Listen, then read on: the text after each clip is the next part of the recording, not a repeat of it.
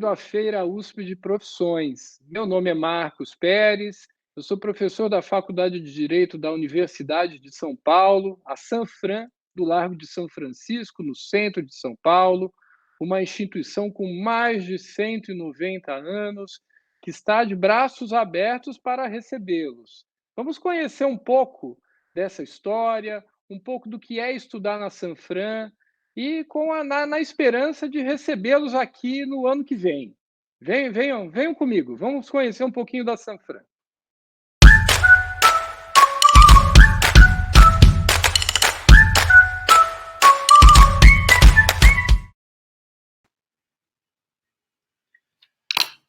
Olá, boa tarde a todas e todos que estão acompanhando. Meu nome é Conrado Rubner Mendes e eu sou professor de Direito Constitucional da Faculdade de Direito da USP e é um grande prazer, eu adoro essa atividade da qual eu já participei uma série de vezes, que é a de falar um pouco sobre carreiras que o ensino do direito proporciona, e sobre profissões jurídicas, e talvez um pouco especificamente sobre a Faculdade de Direito da USP, que é um lugar em relação ao qual eu imagino que vocês tenham curiosidade, tenham interesse, eventualmente, para fazer essa escolha importante, que é de prestar o vestibular.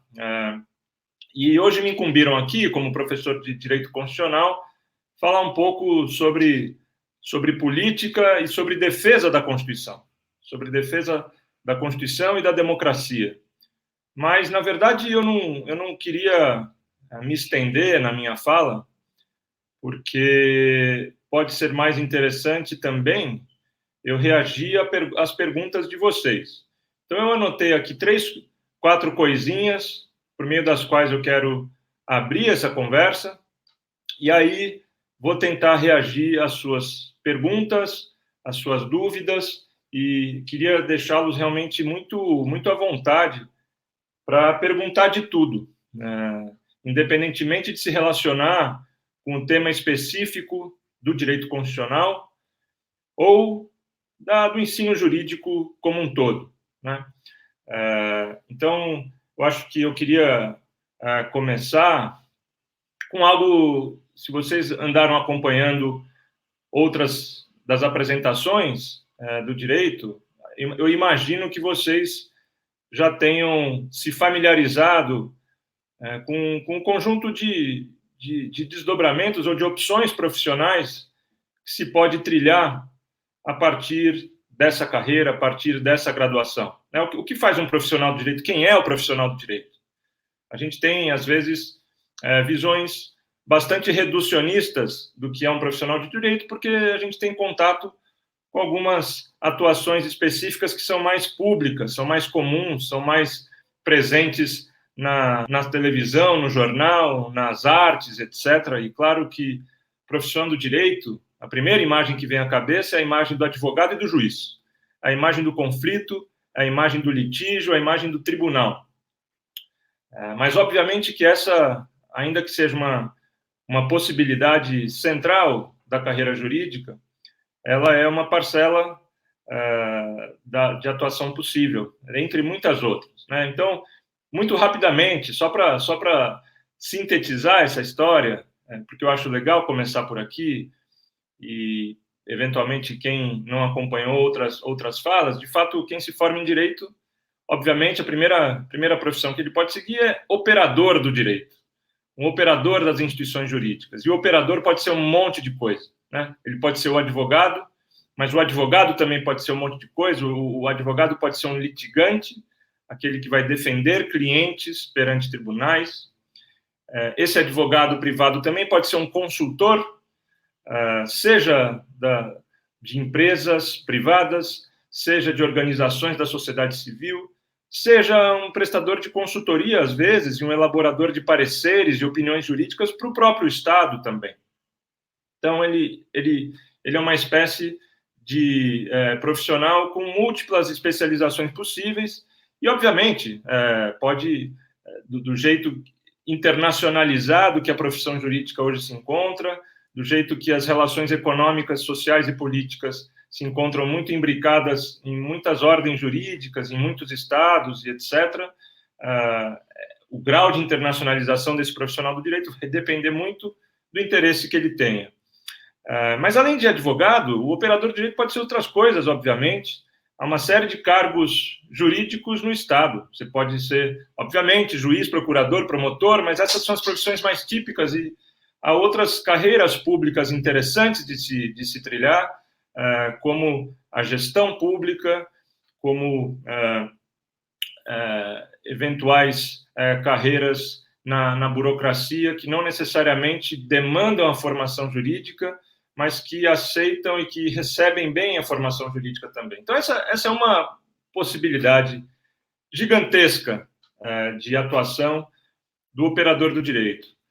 Mas, e é isso que eu gostaria de salientar, essa é uma visão também, apesar de enorme, ainda assim é uma visão reducionista do que o profissional do direito pode fazer. Uma pessoa formada em direito pode ser também um intelectual do direito, um pesquisador e um professor de direito. Essa é a carreira que eu, por exemplo, escolhi trilhar. Eu não sou operador do direito, sou professor em tempo integral, como é muito comum, não necessariamente na faculdade de direito, onde você vai encontrar professores que não são só professores, mas também são atuantes em outros tipos de cargos, mas é muito típico em outras carreiras das ciências sociais, das ciências duras e da universidade como um todo. E essa carreira de professor intelectual do direito é uma carreira que tem um amplo espaço, e mais do que um amplo espaço de oportunidades, as oportunidades dependem das circunstâncias históricas, obviamente, mas ela é extremamente importante na medida em que profissionais ou professores e pesquisadores do direito que se dedicam integralmente a isso são profissionais com mais liberdade, mais independência para estudar e para descrever e para criticar um pouco o que acontece na realidade brasileira, mais especificamente na realidade das instituições jurídicas, na realidade do Estado brasileiro e assim por diante. Então, é uma carreira que não era comum um professor seguir a carreira em tempo integral no direito, mas é possível dizer que nos últimos 20 anos, talvez, essa passou a ser uma opção extremamente instigante, extremamente internacionalizada, conectada com universidades por todo o mundo. Viver a vida acadêmica é também participar de comunidades de pesquisa, participar de grandes discussões na agenda brasileira e na agenda global, obviamente. Então, eu falei dos operadores do direito, falei dos professores do direito, mas acho que a Faculdade de Direito também permite profissões não típicas do direito. Oferece uma formação geral de conhecimento do sistema jurídico e de capacidade de reflexão sobre o sistema jurídico e análise da realidade brasileira, para as quais a formação jurídica ajuda. Então, profissões como de jornalista, como empresário, como empreendedor social e assim por diante, são possibilidades importantes na opção. São pouquíssimas carreiras, têm tanta versatilidade de inserção no mundo do trabalho quanto o direito. Não vou dizer aqui que é a mais versátil, mas muito poucas são tão versáteis quanto essa carreira. Ia falar duas palavras sobre a Faculdade de Direito da USP também. Acho que é uma faculdade de direito... A primeira coisa que a gente fala dessa faculdade de direito é que ela é muito tradicional. E que, por ser tradicional, significa que ela é boa. E não é esse o mais especial dessa faculdade. Essa tradição é uma tradição que tem seus altos e baixos, né? Uma história que deu contribuições para o Estado de Direito e contribuições para a democracia, mas também deu contribuições para o seu contrário. Também deu contribuições para o autoritarismo, também deu contribuições para a ditadura militar. Então, a história dessa faculdade, ela é plural, ela tem lances bonitos, tem lances feios, mas é o valor dessa faculdade. Acho que existe muita história lá dentro, existe muita tradição, não só da participação pública das pessoas que circularam naquele espaço, mas também das comunidades que ela forma, das comunidades de amigos e de turmas que se estendem ao longo do tempo, e mais do que isso, é uma faculdade que vem se transformando e se modernizando de maneira muito interessante também. Para quem já conheceu as arcadas, para quem já conheceu o ambiente da Faculdade de Direito, e falar que ela está se modernizando talvez soe um pouco pretensioso demais, né? Aquele é um ambiente que nos lembra o tempo do Império, um ambiente sisudo arquitetonicamente e assim por diante, mas é um ambiente ao mesmo tempo, e eu vou dizer essas poucas palavras aqui, do que vale a pena estar lá, é um ambiente com muita gente interessante, um grupo plural de alunos, um grupo de alunos com as mais variadas competências, com diferentes origens, com diferentes interesses e posições políticas. Então, aquele espaço é um caldeirão que costuma ter protagonismo em muitos lances importantes da discussão jurídica nacional, mas da discussão política nacional. Para pegar episódios recentes da nossa história, é só ver o papel para um lado e para o outro no episódio do impeachment da presidente Dilma Rousseff. Havia muita fermentação naquela faculdade contra e a favor. Então, acho que um dos grandes valores dessa faculdade é, sim, essa história, que não é uma história em relação à qual a gente possa fazer só elogios, muito longe disso, mas é uma história que cria uma tradição, e tradições precisam ser reinventadas. Então, por si só, isso já é um ambiente efervescente. Mas, mais do que isso também, a gente está preocupado com o que vocês vão fazer dentro da sala de aula e também fora da sala de aula. E eu diria que, tanto uma coisa quanto outra, o dentro da sala de aula e o fora da sala de aula, a São Francisco tem atividades inovadoras muito interessantes para oferecer. Do ponto de vista da sala de aula, não vou ficar me estendendo aqui, mas a gente tem um currículo que envolve disciplinas obrigatórias, mas um conjunto muito flexível de disciplinas optativas. Então, que oferece muita liberdade de formação mais aprofundada para alunos em diferentes disciplinas. Acho que essa é uma coisa que eu destacaria. E uma outra coisa, e nisso talvez a São Francisco seja,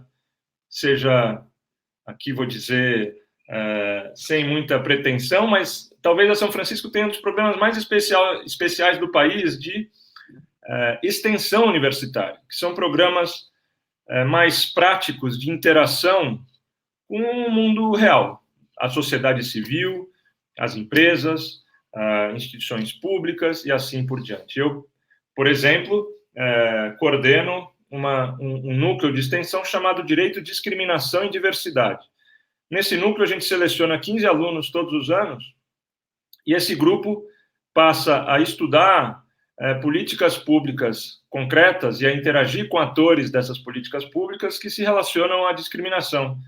Então, o sistema prisional, políticas de combate ao racismo, políticas de proteção dos direitos das mulheres e assim por diante, estão muito dentro do escopo desse núcleo. Há núcleos para muitas outras coisas, no direito internacional, comércio internacional, proteção de direitos indígenas, proteção, ou melhor, estudo e envolvimento em discussões sobre moradia e direito à cidade. Então, dos lugares mais interessantes para se acompanhar. Mas antes de eu passar a palavra e começar a responder pergunta, eu tenho que dizer alguma coisa sobre a minha área, né? Afinal, eu sou professor de Direito Constitucional e eu pus ênfase nessa possibilidade de carreira jurídica, que é a carreira do professor.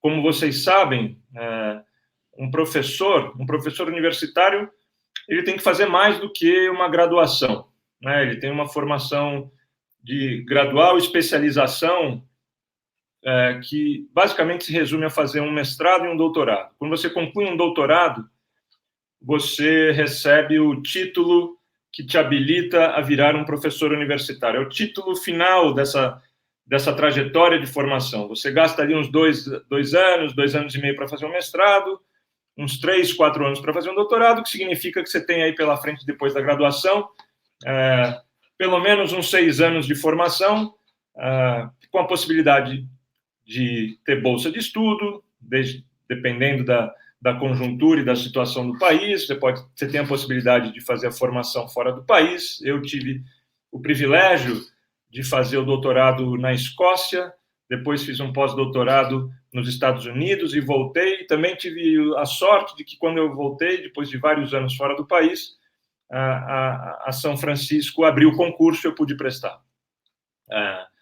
Mas o que é ser professor de direito constitucional? O que faz um profissional de direito constitucional? Claro, obviamente, a resposta mais rápida para isso, dentro dessa visão de que o mundo do direito, o mundo das leis, ele é compartimentado em diferentes tipos de leis e há profissionais especialistas diferentes para cada uma dessas áreas de leis. Então, aí você tem criminalistas, processualistas, tributaristas, administrativistas, civilistas para o direito civil, vai estudar o Código Civil, e você tem o constitucionalista, que é aquele que vai estudar a Constituição. Mas essa é uma descrição também um pouco insuficiente e simplista do que faz o constitucionalista, além de ser insuficiente para as outras também, mas ela é particularmente insuficiente para o constitucionalista, porque a Constituição ela não é só um livro cheio de regras que o constitucionalista deve interpretar e dar uma voz de especialista para esse texto em particular. A Constituição é um texto que basicamente estrutura e organiza a nossa vida pública e privada no Estado brasileiro. E a Constituição brasileira de 88, que é a Constituição brasileira vigente, é uma Constituição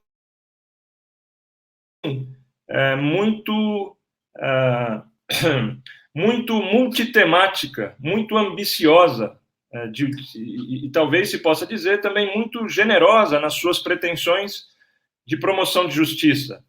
Então, uma primeira perplexidade que suscita quando você lê a Constituição, imagino que muitos de vocês tenham familiaridade com pelo menos partes desse texto, porque esse texto combina partes muito bonitas e declarações de direitos, das nossas liberdades, etc., mas partes muito técnicas e muito densas e complexas sobre divisões de poderes e tudo mais. Mas o ponto é que essa Constituição é uma Constituição que traz desafios especiais, não só de regular o poder, de limitar o poder e de tentar promover, portanto, nossos direitos e nossas liberdades. Ela quis mais. Ela quis reduzir desigualdades, ela quis promover justiça social, ela quis, para além dos direitos e liberdades tradicionais do cidadão liberal, ela quis também trazer direitos sociais, e se trouxe direitos sociais como saúde, como educação, como condições adequadas de trabalho, como moradia, etc., significa que deu um papel importante para o Estado, por meio de políticas públicas. É uma Constituição que ela é multitemática, ela é transversal, e é isso que eu queria ressaltar sobre uma primeira peculiaridade do direito constitucional. A Constituição brasileira ela é muito espaçosa, então ela disciplina direito penal, ela disciplina direito administrativo, ela disciplina direito civil, ela disciplina o direito processual, ou seja, todos os outros, ela é muito transversal, todos os outros profissionais do direito precisam conhecer um pouco do direito constitucional. O tributarista não sabe dizer nada se ele não conhecer bem a Constituição, e isso vale para praticamente todas as áreas do direito. Mas voltando à pergunta do que faz um profissional do direito constitucional ou um constitucionalista, ele, de fato, e é isso que eu gostaria de enfatizar, ele pode ser várias coisas em diferentes níveis. Aquele mais básico, aquele mais óbvio, que vocês já devem saber, e outras pessoas vão dizer também, o constitucionalista é um intérprete da Constituição. É um intérprete, talvez, mais qualificado porque ele dedicou mais energia, mais tempo, mais esforço a conhecer os meandros, as peculiaridades daquele texto, as suas inter-relações e as várias controvérsias que estão naquele texto, etc. Então, Isso é boa parte do que muita gente pensa que o constitucionalista faz. Mas o constitucionalista também ele tem outros atributos, ou ele gera outras expectativas, e nem todo constitucionalista é um constitucionalista completo para preencher todas essas possíveis planos de atuação, mas o constitucionalista, mais do que um intérprete de uma Constituição pronta e acabada e aprovada na Constituinte, ele também é um arquiteto dessas instituições.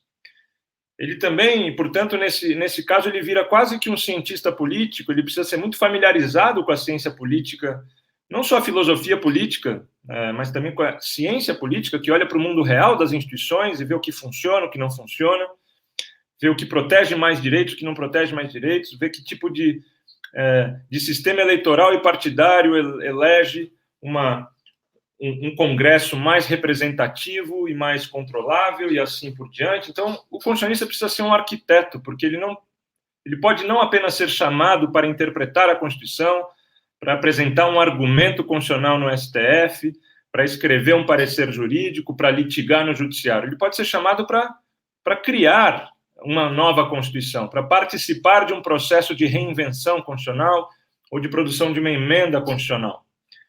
Então, esse é um outro lado da moeda que torna a vida do constitucionalista ainda mais excitante e desafiante. Mas o constitucionalista não é só um intérprete e um arquiteto. Ele também ou pode ser, e sobretudo quando ele é independente.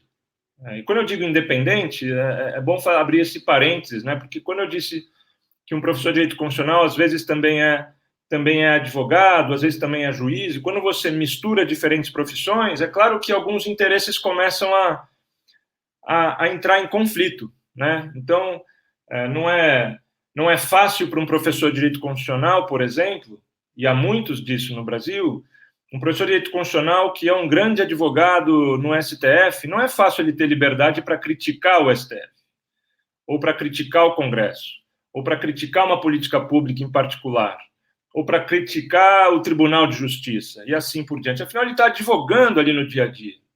Então, claro que tem gente que basicamente abre mão de eventuais interesses para falar, não, eu vou cumprir meu papel de professor, independentemente do impacto e do prejuízo que eu vou ter na advocacia. Mas é difícil fazer isso. E é em nome disso que se tenta estimular carreiras de profissionais do direito em tempo integral, com independência para fazer essa crítica. Então, esse é o terceiro elemento, ou terceira possibilidade. Nenhuma delas se exclui, elas ocorrem ao mesmo tempo. Eu chamaria essa terceira categoria de uma espécie de ombudsman público do funcionamento das instituições, do funcionamento do Estado, do funcionamento do Judiciário, do Legislativo, do Executivo, do Ministério Público, e assim por diante, né? E, finalmente, eu disse que ele é um intérprete, ele é um arquiteto, que ele é um ombudsman público, mas, claro, um professor de direito constitucional ele é um teórico e um estudioso da Constituição brasileira, da história constitucional brasileira e da história do constitucionalismo no mundo. Então, ele se insere numa comunidade acadêmica, ele compara a Constituição brasileira com outras constituições do mundo, ele é um pesquisador e, portanto, escreve e publica artigos e livros sobre sua pesquisa, mas sempre comprometido, e isso é fundamental. Eu falei de Constituição, mas não falei de constitucionalismo. E o constitucionalismo, basicamente, é um ideal político. E é dele que vem uma Constituição como um texto escrito que regula as principais funções do Estado e declara os principais direitos do indivíduo. O constitucionalismo é um compromisso com um certo ideal de promoção da emancipação do indivíduo e da promoção da liberdade e de direitos. E eu só terminaria com essa perplexidade que ser um professor de direito constitucional no Brasil tem, que é o fato de que essa Constituição ambiciosa e generosa que está no papel da Constituição de 88 é uma Constituição muito distante da nossa realidade social. Se, por um lado, a Constituição nos dá direito à segurança, você tem no Brasil o país em que a polícia é a polícia que mais mata no mundo e mais morre no mundo. Um país em que a quantidade de homicídios é enorme, das mais altas do mundo. Um país que tem uma taxa de encarceramento e de abuso de direitos humanos maiores do mundo. Um país onde se matam ambientalistas, jornalistas e pessoas de grupos discriminados também em taxas altíssimas. Um país em que a desigualdade, a diferença entre o topo da pirâmide e a base da pirâmide social brasileira é também das maiores taxas de desigualdade no mundo, não é? E uma Constituição que prometeu, 30 anos atrás, reduzir desigualdades, essa desigualdade aumentou. Isso é culpa de constitucionalista ou é culpa da Constituição? É culpa de quem? Claro que essa é uma pergunta retórica, não é uma resposta simples para essa pergunta, mas continua sendo um desafio para os profissionais do direito, interagindo com outros profissionais de outras áreas das ciências sociais, humanas e entre as ciências duras também, promover isso que a Constituição nos prometeu 30 anos atrás. E para terminar com últimas frases sobre o momento que o Brasil vive. O momento que o Brasil vive é certamente o momento mais difícil e mais ameaçador desses 30 anos. A gente poderia falar um pouco sobre peculiaridades da pandemia, que trazem outros tipos de ameaça e outros tipos de riscos também. Mas é importante lembrar, nesse caso, que o Brasil ele participa, nos últimos anos, em relatórios internacionais sobre qualidade da democracia, o Brasil entrou para o clube dos países que estão em processo de autocratização. Ou seja, a democracia brasileira está em franco processo de corrosão.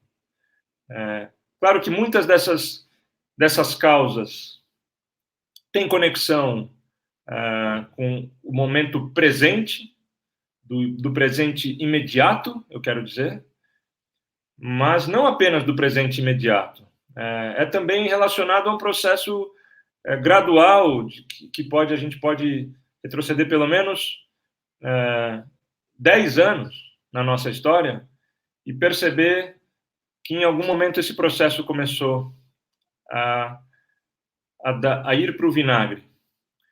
E não deixa de ser, para terminar, um papel do próprio profissional do direito em geral, mas, sobretudo, do profissional do direito constitucional, do constitucionalista, entre todas as outras profissões, mas eu estou me referindo especificamente dentro do mundo jurídico, de entender esse processo, porque só entendendo esse processo e tendo um bom diagnóstico desse processo é que nós poderemos saber e descobrir e testar formas de contê-lo, de virar a mesa, de aperfeiçoar, no final das contas, a democracia brasileira. Falei demais, eu estou vendo aqui que muitas perguntas foram feitas e eu vou responder, então, algumas delas.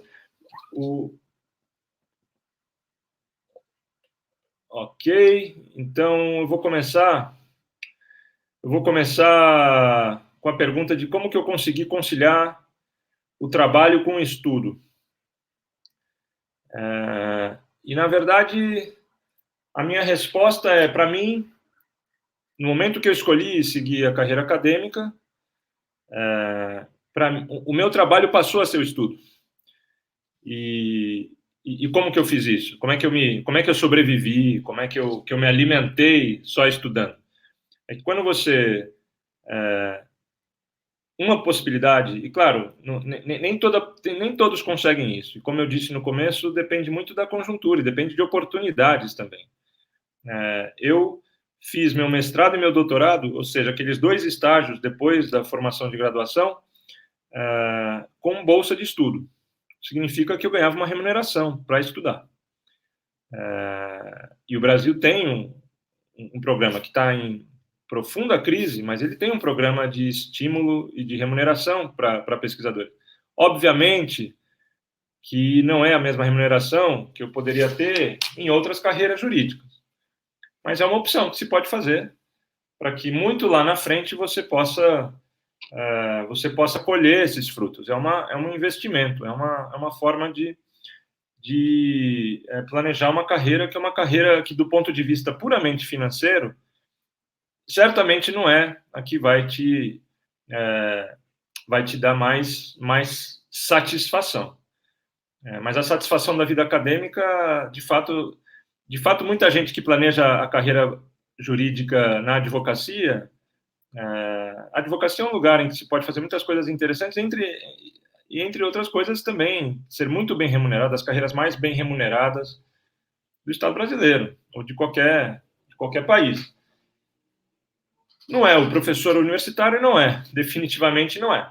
Ainda que não se possa perder de vista que um professor de universidade pública, com um salário de professor de universidade pública, é sempre importante dizer isso, está no topo do topo da pirâmide social brasileira. As pessoas, quando avaliam salários e sua condição social, não percebem onde que se situam nessa sociedade tão desigual e com tanta pobreza. Mas vamos lá.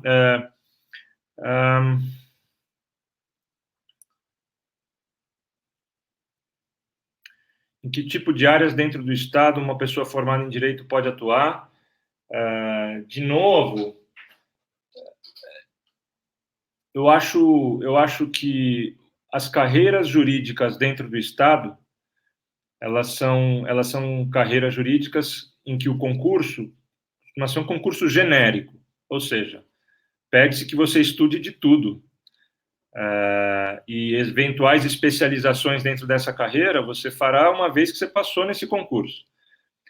E aí a gente pode pensar, claro, na magistratura estadual e federal, a gente pode pensar no Ministério Público estadual e federal, a gente pode pensar na Defensoria Pública, que é uma espécie de entidade de interesse público e de defesa de pessoas mais necessitadas dentro do Estado. E claro que concursos dão diferentes ênfases a diferentes áreas do direito. Mas, de todo modo, acho que é seguro dizer que, seja qual for as carreiras do Estado, para entrar, essa barreira de entrada, esse momento de estudo para o concurso, não há propriamente uma especialização. Especializações podem surgir lá dentro, seja do judiciário, seja das outras carreiras que eu mencionei. A Beatriz pergunta aqui se eu poderia falar sobre corrupção no direito. Corrupção, puxa, essa é uma pergunta que pode ser interpretada de múltiplas maneiras. Primeira, mais básica, corrupção é um crime previsto em lei e o profissional do direito, seja como juiz, seja como advogado, pode desempenhar diferentes papéis nessa história do processo penal e do conflito, né, da justiça criminal, né? Então, eu, como advogado criminal, posso ter que defender alguém acusado de corrupção. Eu, como juiz, posso ter que julgar um caso de corrupção. Eu, como advogado corporativo, posso auxiliar uma empresa, como consultor, a prevenir casos de corrupção, né? Essa passou a ser uma área extremamente importante nessa onda, nos últimos 10 anos, de processos de operações anticorrupção muito grandes. Vocês conhecem muito bem o que eu estou falando. Operação Lava Jato é um momento, com todos os seus problemas, seus vícios ou virtudes, ela trouxe uma demanda para que empresas possam adotar procedimentos e processos que previnam corrupção interna, porque, afinal, empresas são instituições muito complexas e não é fácil controlar esse risco de que empresas pratiquem corrupção. Então, isso do ponto de vista do crime, corrupção como crime. Mas corrupção não se limita só a isso, né? A corrupção não se limita só a processar, julgar e punir o indivíduo corrupto. E aqui eu acho que isso se associa a quando eu falei que o constitucionalista pode e deve ser também um arquiteto das instituições. O fenômeno da corrupção é um fenômeno hipercomplexo e que ele não pode ser tratado só no varejo do direito criminal, só no casinho ali de punir o fulano ou cicrano que praticou corrupção. A gente precisa pensar em instituições de prevenção da corrupção dentro do Estado brasileiro. Quando eu falo em instituições, é um conjunto de coisas muito, muito amplo. Desde financiamento de campanha eleitoral, desde formas pelas quais o Estado pode contratar, limites e possibilidades de se regular as formas em que o Estado pode contratar empresas, preparar um Ministério Público atento à dimensão da lavagem de dinheiro e das possibilidades de manobras financeiras domésticas e internacionais, etc. Então, do ponto de vista da arquitetura institucional, para lidar com o fenômeno da corrupção como constitutivo de muitas das relações sociais e políticas brasileiras, para isso você não basta ter um advogado criminal que vai querer lá te botar na prisão, ou um juiz e um promotor que vão querer te botar na prisão. Tem que lidar com isso de uma maneira mais complexa. E, por fim, porque eu também estou me estendendo demais, é óbvio que existe corrupção dentro do direito, existe corrupção no judiciário, existe corrupção na advocacia, na própria prática da advocacia. E a corrupção no judiciário, para pegar esse exemplo, não é só a corrupção do juiz que vende sentença. O juiz que eu vou lá, eu sou acusado de alguma coisa, eu pago R$1 milhão na conta do juiz e o juiz me absolve. Isso acontece. Isso é um crime e tem o processamento normal de um crime. Mas também, eu acho que é isso que eu queria chamar a atenção, existe uma corrupção que não é necessariamente legalizada como crime. Ela não é necessariamente contemplada pelo direito penal. É uma corrupção institucional de outra natureza. Ela não deixa de ser corrupção institucional o fato de que certas carreiras jurídicas usam de seu poder corporativo para acumular, incorporar ou praticamente sequestrar o interesse público nas formas de acúmulo de privilégios, de penduricalhos nas suas remunerações, que sequer respeitam o teto constitucional das remunerações, etc. Portanto, sob essa perspectiva, não deixa de ser uma prática corrupta quando o Poder Judiciário sistematicamente estoura o teto da remuneração constitucional. O conceito de corrupção, portanto, é um conceito que vai para muito além do direito penal e do direito em geral. Ele é um conceito sociológico também. Opções de estágio dentro do curso de Direito são amplas? Sim, são tão amplas quanto as carreiras jurídicas são amplas, né? Eu já vi gente e aluno fazendo estágio em todos esses ramos das profissões que eu mencionei. Na advocacia, nos mais diversos tipos de escritórios de advocacia, existem aqueles escritórios corporativos enormes, existem escritórios pequenos especializados, existem estágios em instituições públicas, no judiciário, no Ministério Público, na Defensoria Pública, existem estágios por exemplo, em ONGs da sociedade civil, seja de direitos humanos, seja de ONGs interessadas em causas específicas, e existe aluno de direito que faz outras coisas relacionadas também, mas não diretamente conectadas com o direito, por exemplo, fazer estágio num jornal, ou numa empresa, ou assim por diante. Portanto, sim, as possibilidades de estágio são tão amplas quanto as possibilidades de carreira jurídica. O que eu salientaria é que é verdade que estágios em direito, sobretudo em escritórios de advocacia, são estágios comparativamente bem remunerados, se você compara com outras profissões. E tem gente que precisa fazer estágio e precisa dessa remuneração para sobreviver em São Paulo, porque não tem recursos, não quer ficar dependente da família, etc. São todas as razões muito legítimas.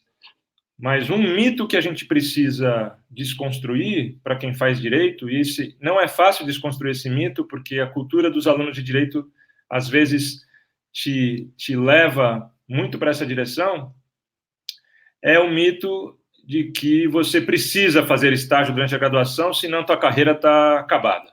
Senão você não vai ter chance de ser um bom profissional de direito, senão você não vai ter chance de entrar na advocacia, senão você não vai ter chance, basicamente, de continuar a viver dentro do direito. E isso, basicamente, é um mito e é falso. Eu conheço muita gente que optou por um outro caminho. Quer dizer, conheço muita gente porque eu também acabei seguindo um pouco esse caminho, mas esse grupo costuma ser minoria. Mas esse grupo, e não foi por mera coincidência, foi um grupo que investiu, em vez de fazer estágio, investiu em fazer atividades complementares à faculdade. Eu, por exemplo, fiz iniciação científica. E tive também bolsa da FAPESP de iniciação científica. Tive um orientador, fiz um projeto, passei 2 anos dentro da faculdade, pesquisando um tema, escrevendo sobre um tema. Muitas outras pessoas fizeram isso e em regra, sem muita exceção, essas pessoas hoje deram saltos de carreira muito maiores de quem foi seguindo a escadinha de um escritório de advocacia, em que você começa como estagiário, depois você vai para um estagiário sênior, daí você começa como advogado júnior. Ou seja, quem investe na formação nesse estágio inicial, e quem consegue fazer isso, independente de estágio, com muita frequência dá saltos maiores na carreira depois. Isso significa que quem não pode não fazer estágio, que precisa fazer estágio, não pode investir na formação também? Claro que é possível também. É possível conciliar isso. Eu só queria dizer que tem muita gente que tenha o privilégio de não fazer estágio desde o começo, mas que acha que, por alguma razão, ele é obrigado a fazer estágio. Muitas vezes o estágio é uma perda de tempo. A ideia de que se aprende muito no estágio depende muito mesmo. E mesmo aquilo que se aprende no estágio é algo tão banal, tão elementar, que é melhor, às vezes, esperar aprender mais tarde. A Ana pergunta se eu acho que para o aluno que ingressa na faculdade de Direito é importante possuir uma base em filosofia e sociologia. No momento que entra, não necessariamente. No momento que entra, a gente tem a base que recebe da escola, e isso é variado, não é pré-requisito. Ao longo do curso, você vai ter que passar por matérias que tem muita sociologia e muita filosofia. Existe uma matéria chamada Sociologia do Direito, existe uma matéria chamada Sociologia e Filosofia do Direito. Então, e uma vez dentro da USP, você também, para complementar, pode fazer cursos fora da Faculdade de Direito. Você pode ir para a Faculdade de Filosofia da USP, da Faculdade de Sociologia da USP. Então, a carreira jurídica, um bom jurista é alguém que transita bem pela sociologia e pela filosofia, mas não pré-requisito para entrar. Isso não.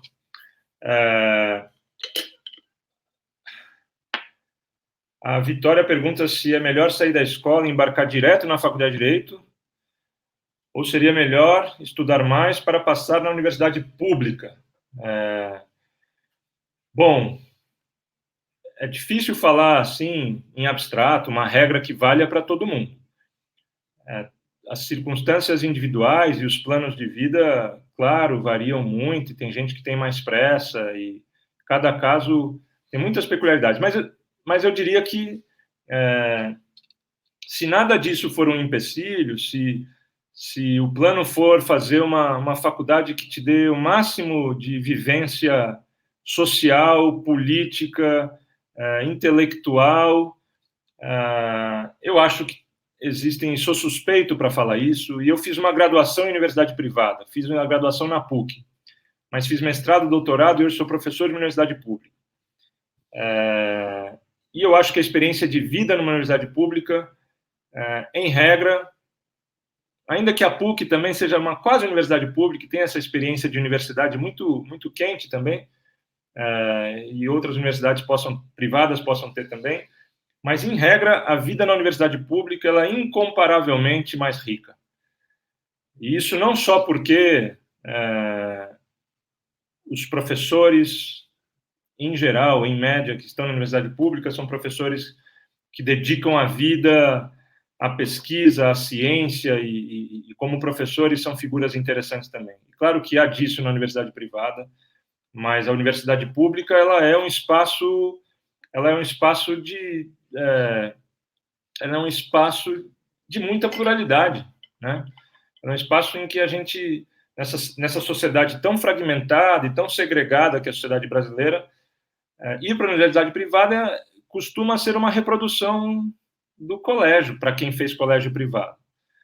Para quem fez escola pública, ir para a universidade privada costuma significar um empobrecimento da sua experiência, que também, desse ponto de vista de pluralidade social e de visões de mundo, costuma ter na escola pública em geral. E a universidade pública brasileira, por razões históricas diversas,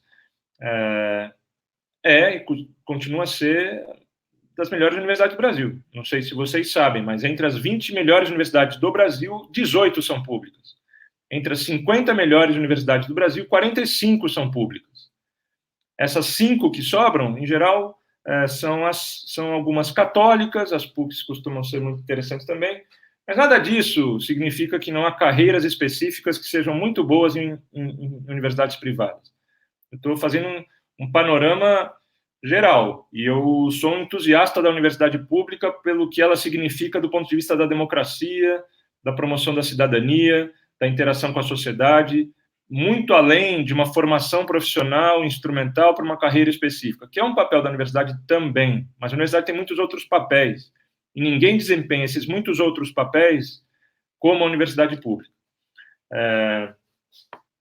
A Laila pergunta como funciona o direito à antidiscriminação. Eu sou professor de uma disciplina chamada Direito da Antidiscriminação também.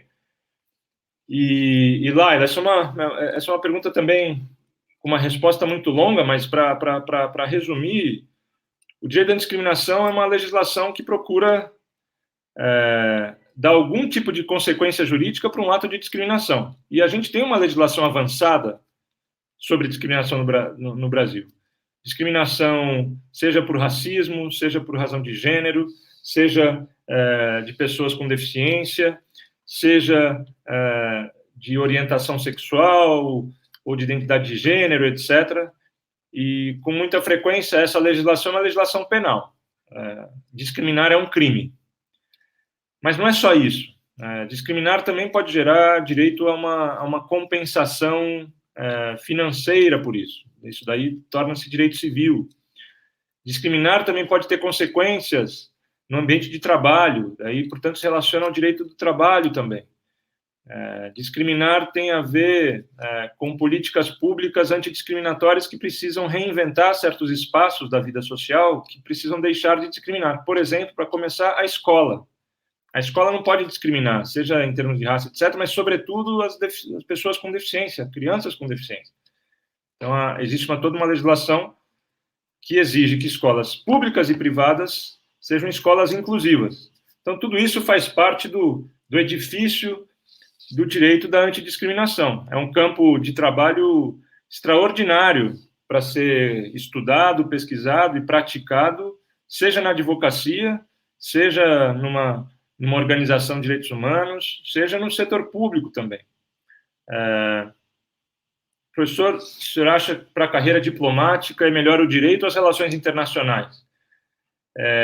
Érico, não tem melhor. Acho que ambas as carreiras, se você tem um plano de estudar desde muito cedo para a carreira diplomática, um ou outro caminho é muito interessante, um ou outro caminho pode ser produtivo. O que eu diria é que a Faculdade de Direito ela te dá mais versatilidade para escolhas profissionais.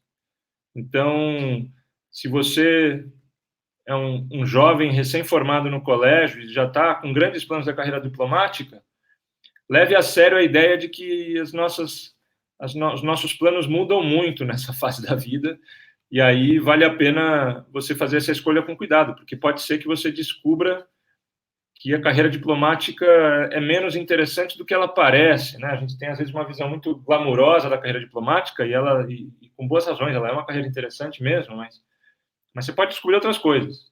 E o curso de Relações Internacionais, obviamente, também te dá muitas outras oportunidades, além da carreira diplomática. Só que eu aqui, defendendo o meu feudo, eu acho que, do ponto de vista das múltiplas oportunidades, ser formado em direito, ou ter uma formação mais profunda em direito, te dá possibilidades e portas maiores, inclusive de se especializar por meio do direito internacional em relações internacionais também. O curso de Relações Internacionais ele é um curso de natureza bem horizontal, né? Ele é uma combinação de várias carreiras. E nesse aspecto específico, ele tem uma semelhança com o jornalismo. O formado em Relações Internacionais, ele não é um economista, ele não é um cientista político, ele não é um sociólogo, ele não é um jurista, ele tenta ser um pouquinho de cada coisa. O jornalista também, ele precisa conhecer um pouquinho de cada coisa. Então, é uma escolha que a gente faz, se a gente quer conhecer um pouquinho de cada coisa, se a gente quer escolher uma dessas coisas e se aprofundar, e eventualmente conhecer uma dessas segundas coisas. Eu fui fazer uma pós-graduação, um doutorado em ciência política. Então, eu acabei tendo um doutorado numa segunda área. Então, essa é uma peculiaridade do curso de Relações Internacionais, mas eu sou fascinado com o curso de Relações Internacionais também. Não é porque eu tenho uma certa inclinação em termos de possibilidades profissionais pelo direito. O que o senhor acha? O que o senhor acha? A Júlia pergunta o que eu acho importante para um futuro estudante de direito. Eu acho importante ele entender os compromissos sociais e políticos do profissional do direito. E acho que a carreira do direito se empobrece demais quando você entra nessa carreira do direito esperando virar um advogado rico, que foi como eu entrei na faculdade de Direito. E por sorte, me reinventei e fui chacoalhado de diferentes maneiras, mas há muito aluno de direito que entra lá para ser um advogado rico, e pode vir a ser um advogado rico ou não, mas o mundo do direito é muito, muito mais rico do que o plano mais instrumental e pragmático de você planejar o que você quer fazer em termos estritamente profissionais, né? O jurista, ele tem, na ética dessa profissão, existe um compromisso público como poucas outras profissões. Um dos maiores receios comigo no direito é meu desejo de trabalhar fora. O quão difícil é estudar a lei de um país e trabalhar em outro. Existem recursos específicos da Sanfran que ajudem com isso? Bom, de fato, o direito te dá uma formação no direito, no sistema jurídico de um país. Portanto, quando você vira advogado no Brasil, você não pode praticar advocacia nos Estados Unidos. Mas eu diria algumas outras coisas para mostrar que os obstáculos não são tão grandes assim para se trabalhar em outro país. Primeira coisa, por exemplo, é muito simples e muita gente faz um mestrado profissionalizante nos Estados Unidos, que é um programa de 9 meses, e depois desses 9 meses você presta uma prova que é parecida com a prova da OAB, que te torna advogado no Brasil, e você tira a licença para advogar nos Estados Unidos, por exemplo. Existem escritórios hoje multinacionais que permitem que advogados especializados no direito brasileiro sejam importantes em escritórios na Inglaterra, na Alemanha, ou seja, você está num escritório estrangeiro, mas ainda assim praticando e com uma expertise no direito brasileiro. Você pode ser, se você não é exatamente um advogado, mas você pode ser um defensor de direitos humanos e trabalhar em organizações internacionais de direitos humanos. Tem múltiplas possibilidades fora, e a pergunta sobre se a Sanfran dá algum apoio para isso, na verdade, eu acho que não cabe a Sanfran dar um apoio profissionalizante ou de encaminhamento profissional propriamente dito. Claro que a Sanfran tem orientações, tem programas de orientação sobre estágio, tem feiras de estágio, e a Sanfran também tem programas de intercâmbio. Então, é muito frequente, e a gente tem um conjunto enorme de convênios com universidades estrangeiras na América Latina, nos Estados Unidos, na Europa, na Austrália, em que o aluno vai, passa 6 meses, passa 1 ano estudando fora. E isso é uma experiência do ensino jurídico no exterior. Não é exatamente, isso não necessariamente te habilita a trabalhar no exterior, é uma experiência acadêmica. Com relação ao encaminhamento profissional, acho que é isso. Não é, de fato, o direito é uma profissão muito regulada dentro de um certo país, você se especializa nas leis de um certo país, mas isso não te fecha a porta, seja porque você pode estudar também o direito de outro país, e você vai perceber muitas relações e similaridades entre direitos de diferentes países, seja porque você pode ser importante num escritório estrangeiro ou numa organização estrangeira, conhecendo o direito desse país. Para não falar de também trabalhar com direito internacional, que é uma outra coisa. Quais áreas do direito o senhor considera as mais procuradas no mercado de trabalho? Bom, acho que essas perguntas elas mudam muito conforme o momento do mercado, a conjuntura política e econômica brasileira, etc. Existem aquelas áreas do direito que são e serão sempre importantes do ponto de vista da atividade corporativa, mas, claro, que existem as áreas da moda. E hoje uma área da moda, por exemplo, é o direito da antidiscriminação, é o direito ambiental. Dentro do direito ambiental, você tem a regulação, o direito da mudança climática. Você pode discutir, você pode ser um especialista em mudança climática, ser um advogado ou um militante, um estudioso do tema que discute como regular a política climática, como fazer com que o Estado e o mercado adotem posturas que mitiguem a mudança climática. Direito da tecnologia, como regular essas empresas que são multinacionais e que são tão difíceis de se disciplinar, né? Como fazer com violações de direitos humanos dentro do Facebook, com violações de direito à privacidade, como fazer quando o Facebook começa a adotar políticas de moderação de conteúdo dentro da plataforma, isso viola a liberdade de expressão e etc. Isso é um tema tradicional de direito constitucional, mas que ele se torna novo quando ele acontece numa plataforma digital como o Facebook. O direito possibilita trabalhar com políticas públicas e ativismo em direitos humanos. O direito é fundamentalmente isso, ele possibilita, não só possibilita, é da própria natureza do direito, claro, além da advocacia, além do judiciário. Eu tenho muitos alunos, e eu mesmo, pessoalmente, às vezes me envolvo com esse tipo de discussão. Essa pergunta permite múltiplos aprofundamentos, mas a resposta curta é sim, demais. Quais características são fundamentais para seguir uma carreira jurídica? Puxa, essas perguntas, elas às vezes, elas parecem que às vezes elas recebem respostas enganosas, né? Como se fosse necessário ter um super perfil, uma super vocação específica para a carreira jurídica. E a carreira jurídica é tão plural que vocações muito diferentes e personalidades muito diferentes se encontram dentro do direito.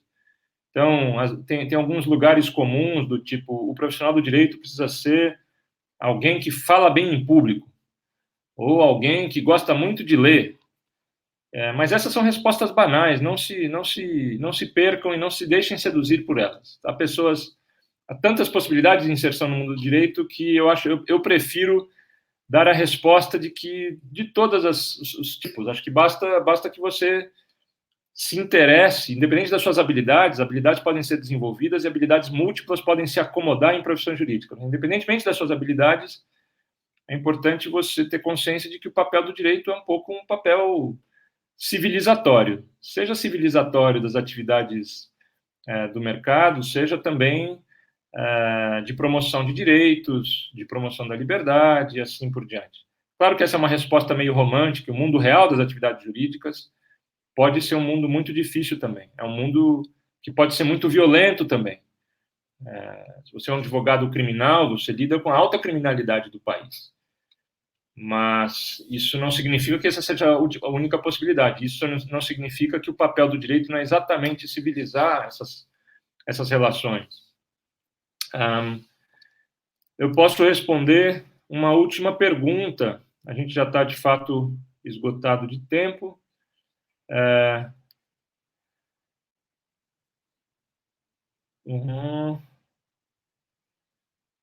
Eu acho que acabei com as perguntas, hein? Não sei que tenha mais alguma.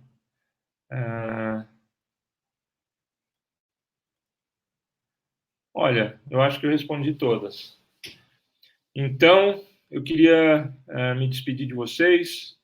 Foi um prazer, é uma experiência meio solitária, porque eu falo para uma tela em que eu não enxergo ninguém, mas eu fico à disposição mesmo para continuar essa conversa, tá bom? Então, boa tarde para vocês, boa sorte e espero encontrar alguns de vocês que eventualmente possam estar na faculdade no ano que vem, tá bom? Obrigado e boa tarde.